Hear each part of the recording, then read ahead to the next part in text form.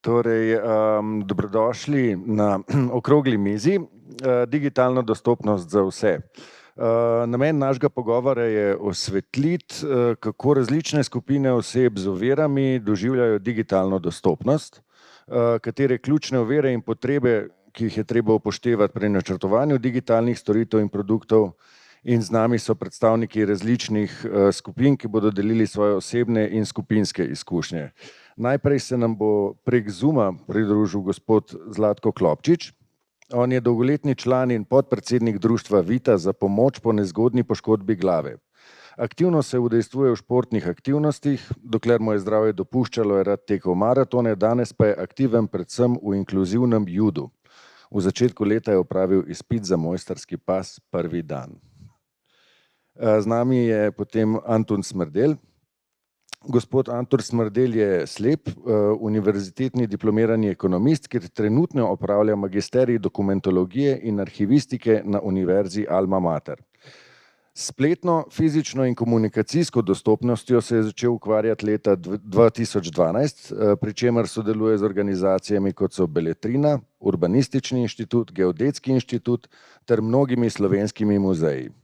Od leta 2019 je zaposlen v Arhivu Republike Slovenije, kjer deluje na področju dostopnosti za ranljive skupine in razvoju slovenskega elektronskega arhiva, aktivno pa se vključuje tudi v redno arhivsko delo. Lepo pozdravljeni. Z nami je Primož Jeralič. Jeralič ali Jeralič? Jeralič, prosti. Primož Jeralič že vrsto let deluje na področju, ki pokriva različne vrste in oblike invalidnosti. Je univerzitetni diplomirani organizator informacijskih sistemov in pridobljeno znanje mu pride zelo prav na področju, kjer danes deluje. Pri Nacionalnem svetu invalidskih organizacij Slovenije aktivno deluje na področju dostopnosti tako v grajenem okolju, kot tudi dostopnosti v digitalnem okolju. In še Daša Peperko je samostojna podjetnica, ki deluje na različnih področjih slovenskega znakovnega jezika, aktivno se zavzema za pravice gluhih in za izboljšanje dostopnosti. Tako, vsem najprej en lep pozdrav. Najprej bi vas vprašal, kakšne so največje ovire, s katerimi se najpogosteje srečujete pri dostopanju do digitalnih vsebin? Če greste kar po vrsti. Hvala lepa, ponovadi imajo dame prednost, ampak bom jaz izkoristil. Hvala, Daša. Torej ja, predvsem dostopnost pri nas je pomembna, recimo, da je fizična dostopnost do nekih informacijskih komunikacijskih tehnologij, da lahko lažje dostopamo, da seveda vidimo, tako kot je bilo že prej omenjeno skozi ta dogodek, da so stvari na višini, da lahko vidimo na njih, da vemo, kaj podpisujemo, da vemo, kaj tipkamo.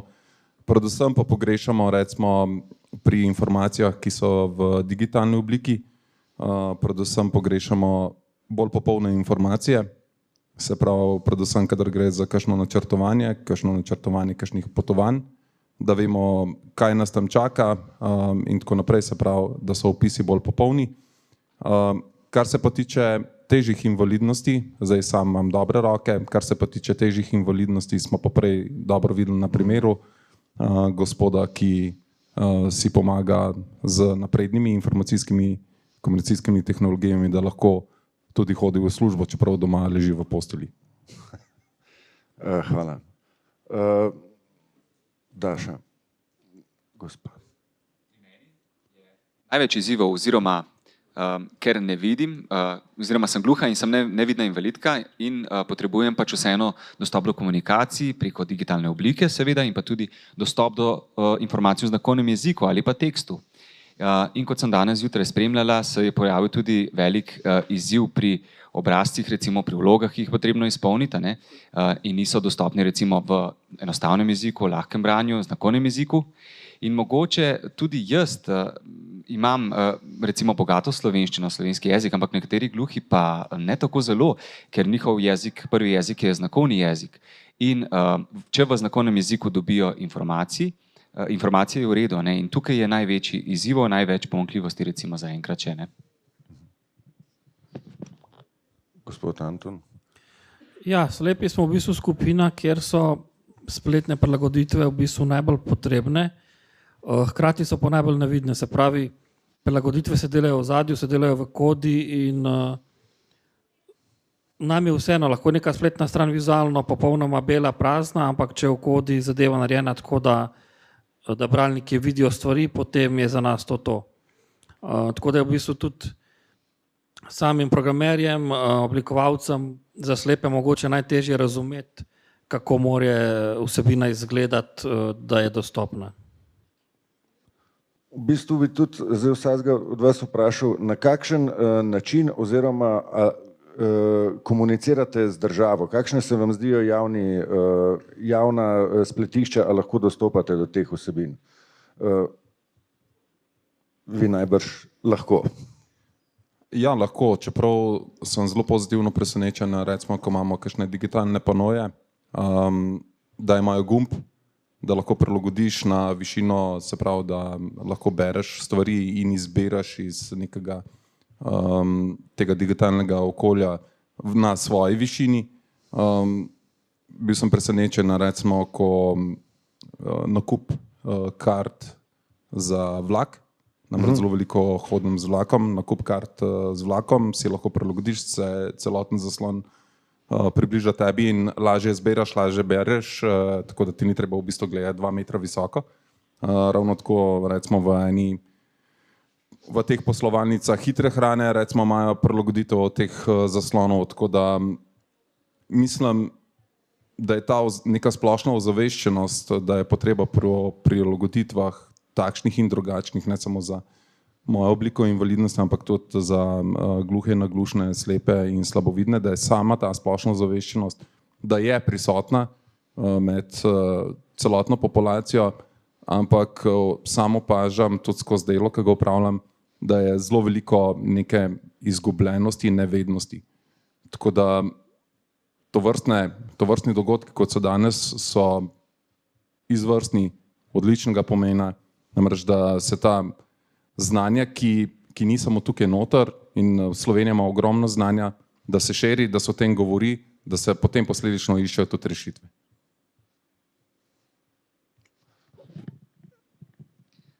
Torej, glede dostopa spletišč oziroma digitalnih stvari je v redu, ampak vidim pa tudi pomanjkljivosti, recimo, da bi bilo malo bolj enostavnega branja, lahkega jezika, v znakovnem jeziku, da bi bilo kakšne stvari, recimo sploh v kakšnih nujnih, hitrih, ažurnih informacij, da bi prišlo do več ljudi, ker vedno smo mi gluhi v nekako zaostanku, ne dobimo teh informacij. Bi poudarila, tako kot je predhodnik že povedal, ne, da je pomembno v tem, a so ljudje osveščeni ali ne, recimo, mogoče gluhi potem sami lahko rečejo, to ni zame, to je malo pretežko zame, ampak vseeno pa jim lahko omogočimo, no, sploh, da pridejo te informacije do njih, ker je to njihova pravica in potem bojo že sami pač izbrali tisto stvar, za katero mislijo, da jim je v redu ali pa ne. No, za gospod Dašo imam pod vprašanje, v bistvu, koliko imajo težav ljudje, katerih prvi jezik je znakovni jezik v digitalnem okolju, kako se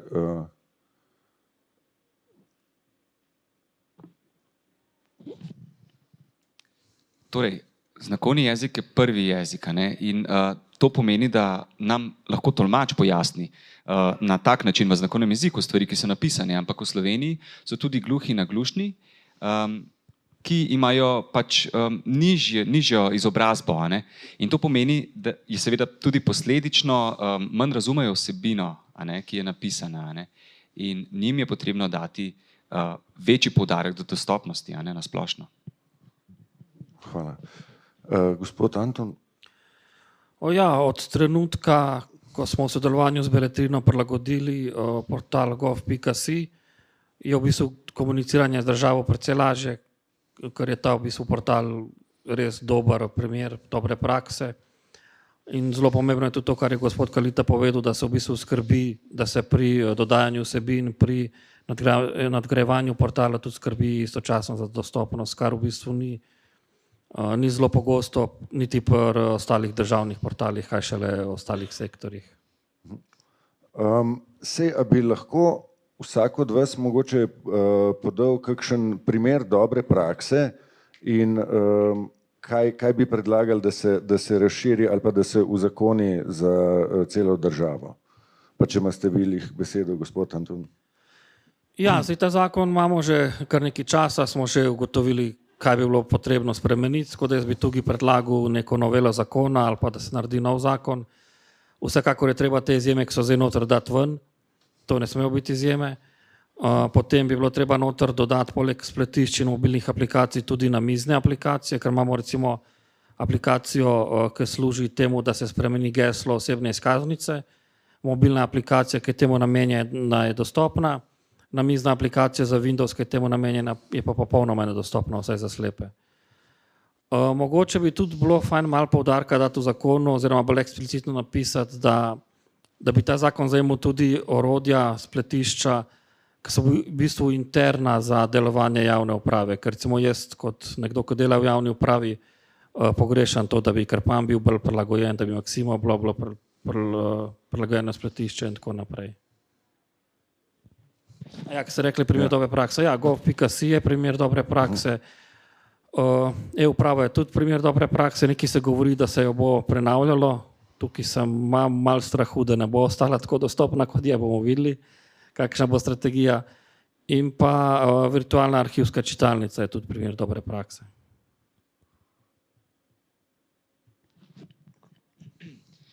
Tudi meni je zelo všeč, kako se pelje ta pot, torej same dostopnosti do ranljivih oseb.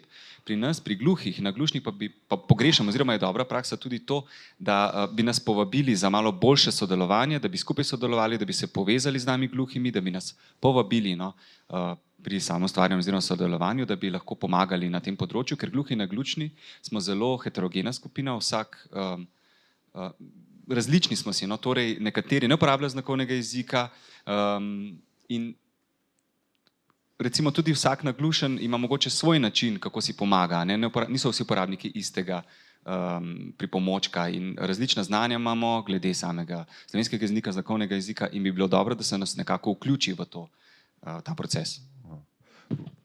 Hvala, no saj vi ste par dobrih primerov že povedali. Ne? Ja, pa lahko še mogoče kakšen stavek dodam. Absolutno. Jaz se absolutno strinjam z obema. Želim si, da bi bilo v fazi načrtovanja že več znanja in pa uporabe že veljavnih standardov. Želim si, da bi bilo več vključitve uporabniških izkušenj in pa težav, s katerimi se vsi mi uporabniki srečujemo in bi jih potem že v fazi nekega načrtovanja poskušali izključiti. Zaradi tega, ko se lansira nek produkt na trg, tega nima več in se lahko uporablja in je res uporaben. Hkrati me pa, oziroma imam pa tako en strah in sicer ravno prej sem se pogovarjal z gospodom inšpektorjem, na trgu je ogromno nekih ponudnikov in še več jih prihaja, rastejo kot gobe po dežju. Nastajajo neke ad hoc rešitve, kar je posledica recimo tudi nek ta vtičnik, ki ga vidimo na spletnih straneh, in te ad hoc rešitve so pa tiste, ki pa nam ne omogočajo nekega enakovrednega vključevanja in pa socialnega vključevanja v življenje. Hvala. Ima mogoče kdo od tukaj prisotnih tudi kakšno vprašanje, samo če ali pa na Zoomu, dobro se lahko poveste. V bistvu imam spet vprašanje za vse tri. A se vam zdi, da so potrebe vaše skupine v ponudbi, digitalni ponudbi javnih storitev dovolj ustrezno upoštevane ali ne? Generalno, kaj bi rekel? Gospod Antun. Ja, mislim, da so upoštevane, sigurno niso dovolj. Zdaj sigurno so bolj upoštevane na področju spletne dostopnosti kot na področju ostalih, ne vem, avtomatov, terminalov in tako naprej. Tam ni nič narejeno, razen pač določene izjeme, kot so neki par bankomatov, ki naj bi bili prilagojeni. Tako da tukaj je še veliko dela, tudi veliko razvojnega dela za same inženirje, kako neke avtomate, terminale narediti dostopne za slepe, hkrati pa da bojo tudi za ostale, recimo temu, uporabni.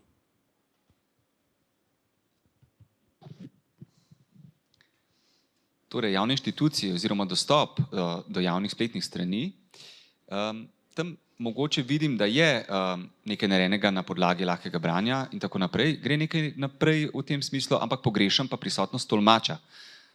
Potrebno je tudi omogočiti pretolmačenje vsebin v znakovni jezik.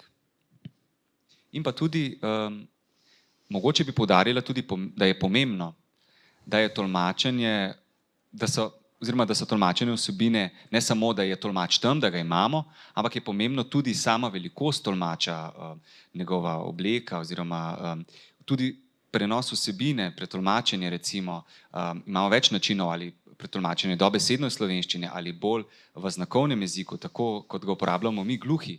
Torej, pomembno je tudi gledati na to, ne samo na dober namen, ampak tudi na samo strokovnost, torej glede samega prenosa vsebine gluhim in naglušnim oziroma vsem uporabnikom znakovnega jezika. Ni dovolj samo, da rečemo, imamo tolmača, ko pa ga odpreš, je ta premajhen, se ga ne vidi ali pa pač ni pravo. In tudi potrebno je gledati na celoto. Ja, predhodnika sta odlično povzela vse skupaj. Jaz bom tako rekel, da stvari imamo dobro pripravljene na papirju, zdaj jih je pa treba samo še v realnost poriniti, jih spremljati, kako živijo oziroma so zaživele skozi neke digitalne medije v realnosti in seveda potem, kako se mi uporabniki z njimi srečujemo, lahko z njimi živimo in lahko z njimi tudi delamo. Jaz bi v bistvu še eno, kako pa prav imate občutek kot državljani, kako lahko komunicirate z državo, vedno več raznih obrazcev, vedno več uprave neke se dogaja. Se počutite enakopravne na tem področju ali se počutite, da se morate še boriti za to, kar je vaša pravica v resnici? Ja, ta enakopravnost je mogoče zmeri večja, spet odvisno na katerem portalu najdeš obrazec, kakšen je ta obrazec. Še zmeraj je veliko obrazcev, ki so v bistvu PDF, ampak navaden PDF, ki ni obrazec, pa ga moraš sprintati, pa izpolniti. Tudi Wordovi obrazci vsi niso dostopni, Word ima nešteto enih orodij, ki jih lahko noter dodaš in potem narediš dokument nedostopen, čeprav je kao lep. Tako da te možnosti so zmeraj boljše, ni pa zadeva še idealna. Tudi, kot sem že prej razložila, da imajo gluhi povečinoma nižjo stopnjo izobrazbe in na podlagi tega tudi nižje razumevanje, recimo napisane besede. Jaz sama, ko sem hodila na fakulteto, sem tudi izpolnjevala obrazce in sem potrebovala čas, da sem razumela, ampak kaj pa šele tisti, ki imajo nižjo stopnjo izobrazbe. Torej, res bi bilo dobro, da v teh primerih zraven tolmač. Običajno ljudje pokličejo tolmača, ki jim potem to razloži. Zdaj pa je večina stvari, recimo storitev se prenaša na internet, kjer lahko sami pač to naredijo, ampak tam pa nastaja ovira, ker prej je bilo vedno recimo temu 1 na 1, šla sem na upravno enoto, tam smo dobili pomoč, na računalniku smo pa sami in gluha oseba je čisto tam prepuščena sama sebi pri izpolnjevanju teh obrazcev in naleti na ovire. In mogoče bi bilo dobro, tako kot sem prej rekla, da bi bilo to v lažjem branju ali da bi bil zraven tolmač, da bi pojasnil, obrazložil, kaj naj napiše pri posamezni, recimo pri obrazcu, tako, na tak način. Ja, jaz lahko rečem, se kar popolnoma strinjam z gospod Dašo. Namreč med nami je zelo veliko manj pismenih, pa ne zaradi tega, ker se ne bi izobraževali, ampak zaradi nekih kognitivnih motenj oziroma tako, kot je Daša povedala, zaradi pomanjkanja, kapacitete besed v besednem zakladu. Za te ljudi je potrebno poskrbeti, da je tekst tudi v lažjem branju, namreč danes nimamo tukaj žal predstavnika, da je tekst v lažnem branju, da je lažje razumljiv in potem tudi do takšnih težav ne prihaja, ker obrazci so v digitalni obliki, tam nimaš osebe, ki jo lahko vprašaš, kaj pa naj tukaj napišem.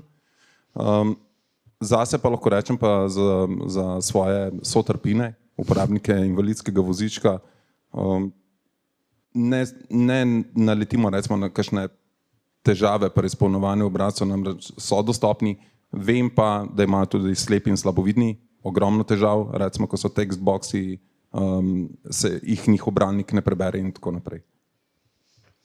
Ja, recimo, mogoče, če samo dodam, na zadnje, ko sem hotel izpolniti en PDF obrazec od CSD-ja, je sicer PDF obrazec, ampak polja so bila nepoimenovana in nisem imel pojma, v katero polje moram kaj napisati. Še nekaj bi dodala, če lahko. En primer, enkrat sem doživela, ko sem hotela vprašati preko e-maila eno javno inštitucijo glede svoje zadeve, ki sem jo urejala, pa so mi odgovorili, da želimo najprej preveriti, če ste vi prava oseba, prosim, pokličite. Ne? In potem, kaj spet potrebujem tolmača, ne? Ampak na tak način, recimo, če je tolmač potem poklical, so rekli, to ni ta oseba, vi niste Daša, ne? Tako da sem mogla potem iti osebno tja. Ne? Ja, to se mi že enkrat zgodilo. Zdaj pa, če bi samo še vsak za konec bi vprašal za prihodnost. Kaj se vam zdi, da je najbolj pereče, oziroma kaj bi si želeli, da bi se uredili ali zakonodajo ali pa spremembo nekega odnosa, ki ga imajo ljudje do tega. Kaj se vam zdi, da če nekje je to, o čemer smo govorili danes, poskrbljeno, kaj bi bil dober pogled za prihodnost, nasvet za prihodnost, kam naj gre zakonodaja? Ja, zakonodaja naj gre v to smer, kot je, razen malo je treba zmanjšati izjeme, malo bolj eksplicitno napisati stvari, kako, zakaj naj bo tako. Ozaveščenost nekako je med ljudmi, ko pa pride nekako, da bi bilo treba nekaj realizirati, pa oseba, ki je recimo ozaveščena, včasih pol malo neha biti ozaveščena. Tako da, ja, če ne drugega se pač da z boljšo zakonodajo, pa z manj izjemami, pa bolj podrobnimi podzakonskimi akti marsikaj urediti. Oziroma za začetek se potem pa enkrat zadeva, ki pride v kri, gre pa sama potem naprej. Torej, jaz bi se tudi povezala glede zakonodaje. Tudi sama se sprašujem, zakaj včasih so ljudje tako pasivni, zakaj niso bolj aktivni za naše pravice. Ampak v bistvu se odgovor skriva v neozaveščenosti, neinformiranosti. Preprosto en primer bi dala. Ko sem jaz hodila v osnovno šolo, sem bila brez tolmača, pa takrat se niti nisem čutila, da mi pripada ta pravica. Ne?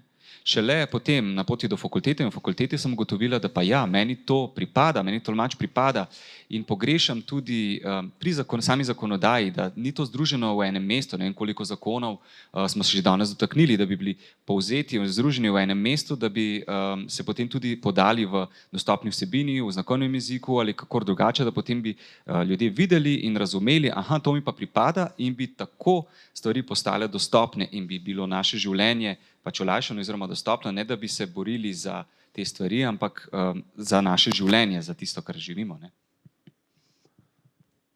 Ja, mene žalosti, recimo, da se leta 2025 še vedno pogovarjamo, da se moramo invalidi boriti za neke svoje osnovne pravice, da bomo nekako na isti nivo neke enakovrednosti razvite družbe prišli. Zdaj pa si vi predstavljajte, mi se moramo boriti za neke pravice, hkrati moramo pa še vsak dan živeti. Moramo hoditi v službo, nekateri imamo še otroke in tako naprej in tako nazaj. Namreč tukaj izgubljamo preveč neke nepotrebne energije, zakoni so, seveda vedno je lahko boljš, nikoli ni tako dobro, da ne bi moglo biti še boljš. Ozaveščenost nekaj je, tako kot je Anton povedal, potem pa kar enkrat mogoče malo zgine, škoda. Nihče pa se ne zaveda, da samo klik ste tudi vi stran in ste lahko tukaj gor na tej okrogli mizi z nami. In to je tisto, kar mora pri nas v glavi narediti, oziroma pri vas, mi to že živimo, pri vas v glavi to narediti, da to ne delate samo za nas, tukaj, ki sedimo, ampak delate tudi za sebe.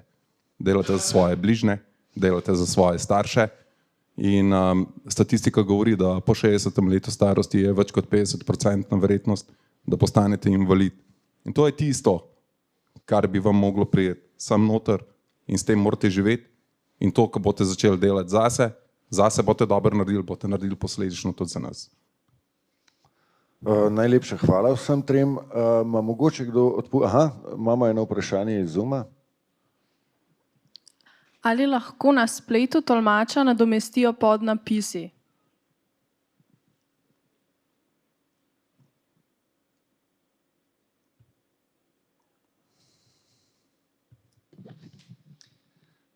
Torej, jaz bi rajše videla, da je oboje. Kot sem prej povedala, gluhi in naglušni smo zelo raznolika skupina, nekateri ne uporabljajo znakovnega jezika, nekateri pa znakovni jezik uporabljajo, nekateri potrebujejo samo podnapise, tako da oboje bi bilo najboljše. Še kakšno vprašanje mogoče? Aha. Ja, omenili ste, da se gospod Smrdel ukvarja z digitalizacijo arhivskih vsebin, pa me zanima, na kakšen način bo zagotovljena dostopnost recimo netekstualnih stvari, kot so kakšni stari zemljevidi in tako naprej. Ali je to samo tako kot slika z opisi, ali je to tudi v kakšni interaktivni obliki, bo možno kaj iskati in kaj več zvedeti o takih vsebinah? Ja, zdaj, kakšne bo možnosti, bomo videli s časoma, z umetno inteligenco. Zdaj, problem je, da v prejšnjem projektu smo imeli neka sredstva za to namenska, smo se lahko ukvarjali s tem, zdaj tega denarja, ki bi bil posebej namenjen takim projektom, ga ni, tudi ljudi nimamo, ki bi imeli čas to delati, ampak zemljevidi v osnovi so recimo tifi in kot tazga ga ne smeš nič spreminjati. Zdaj pa, če hočeš narediti neko malo bolj multimedijsko zadevo, seveda se da, ampak v bližnji prihodnosti nekaj tazga načrtovanega, ker naše gradivo je bolj namenjeno državljanom, ki potrebujejo gradivo za neke pravne postopke, za sodne postopke, za raziskovalne naloge, ne toliko neki multimediji. Tako da vse bi bilo možno, ampak trenutno ni nekih sredstev, da bi se kaj tazga naredilo. Hvala. Jaz bi pa imel eno vprašanje za gospod Dašo. In sicer, videl sem že neke prototipe trenutno, ki so bili izdelani v smislu virtualnega tolmača. Ali ste to že videli, pa ali je to ustrezen nadomestek za, se pravi, pravega tolmača, ali se pravi, vaše mnenje o tem me zanima, no? Torej, ta tema je tudi med gluhimi, predvsej po Evropi in v mednarodni ravni vroča debata, pogovarjamo se o tem. V bistvu je tako, da je znakovni jezik zelo kompleksen jezik, živ, vizualen jezik, uporablja roke, obraz, mimiko, telo, od pasu navzgor in avatar zajema vse to vprašanje. In pa tudi, naprimer, ena beseda, ki ima lahko 3, 4, 5, 6 različnih kretanj obstaja, ne? In kako ne vem, kako bo potem avatar lahko prepoznal, za katero recimo kretno bo šlo in kako bo potem lahko prevedel to vsebino, ne? To je samo en primer, recimo kretna za dostopnost. Dostopnost lahko pomeni tudi pri ali zraven ali blizu in tako naprej. In kako bo potem avatar prepoznal točno, za katero besedo gre, ne? In tudi sama mimika obrazna, ne?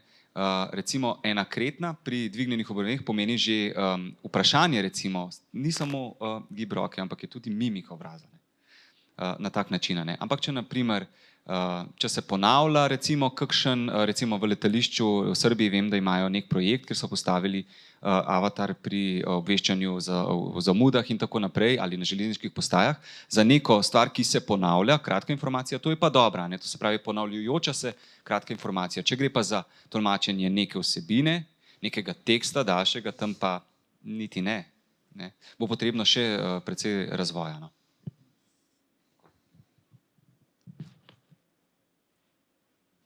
Če nimamo več nobenega vprašanja, potem bi se vam res zahvalil za vaše izkušnje in poglede in zaključil tale pogovor. Gospod se nam žal ni uspel na Zoomu priključiti. Najlepša vam hvala in lepo se imejte še naprej. Ja, hvala tudi vam. Ja. Enako. Hvala.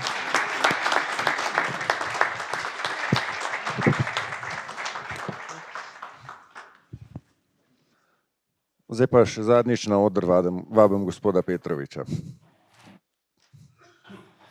Zahvaljujem se za današnjo udeležbo, tako vsem, ki ste si vzeli čas in prišli na dogodek, kakor tudi vsi, ki ste si vzeli čas in se priključili na oddaljen način. Mogoče bi še enkrat poudaril in povabil vse osebe, ki potrebujete prilagoditve na spletnih straneh in na mobilnih aplikacijah, da uporabite inštitut povratne informacije, da v bistvu vsebine, do katerih ne morete dostopati, da v bistvu lastnike spletišč in mobilnih aplikacij podrezate, če smem tako reči, se pravi, jih pozovete, da vam pomagajo, da pridete do teh vsebin, do katerih ne morete priti, in v primeru, da niste uspešni, nas kontaktirate in bomo potem mi v skladu z zakonom izvedli vse postopke, da se te informacije naredijo dostopne. Zdaj na koncu imamo še nagradno igro, kjer bomo izrebali enega dobitnika. Da vidimo.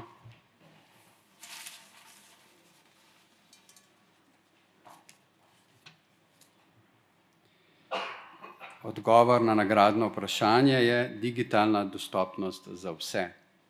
Tako da pravilen odgovor, ime in priimek je Marko Novak.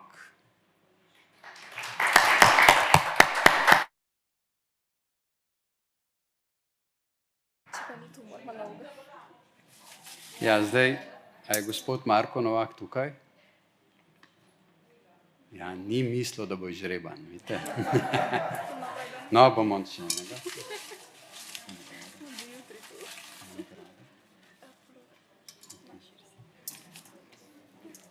No, imamo še eden pravilen odgovor, digitalna dostopnost za vse.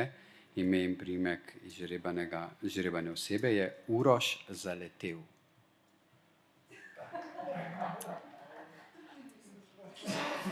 Upam, da bojo posnetek pogledali. No, pa da vidimo. No, zdaj imamo pa damo. Digitalna dostopnost za vse, pravilen odgovor, ime in priimek, Tanja Müller.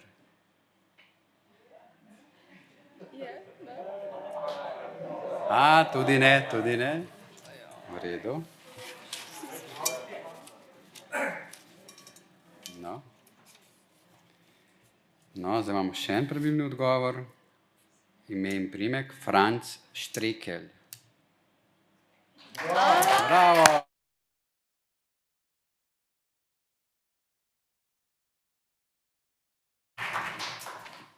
Evo, izvolite. Številko mi sam povejte. Imate pulover? Hudi. L. Hvala lepa. Malo mehne številke so. Pa ta XL. Ta največjo, da je moja. Takole, izvolite. Evo, izvolite.